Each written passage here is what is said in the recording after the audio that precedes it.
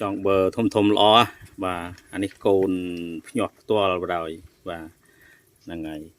ហើយយើងដាក់ជាមួយនឹងកូនស្រះនៅខាងនេះបាទដោយសារវាមានសារ៉ាយមានកំប្លោកមានចំណីច្រើនអញ្ចឹងទៅវាឲ្យវាធំលឿនហ្នឹងហើយហើយនៅមានស្រះនៅខាងនោះទៀតប៉ុន្តែគាត់ថាអត់សូវធំលឿនដូចអានេះធំលឿនដោយសារតែវាតិចហើយវាមានចំណីច្រើនអញ្ចឹងគាត់ថា5នេះគឺប៉ុនក៏ដៃអត់ហើយបាទ5ពីខាងក្រោយរៀងទូចតិច3ខាងមុខនោះធំមែនតើបាទសាច់ចងបើបាទហ្នឹងហើយមើលសាច់ល្អបាទសាច់ល្អមែនតើពណ៌ឡើងអត់ទាស់ហ្មង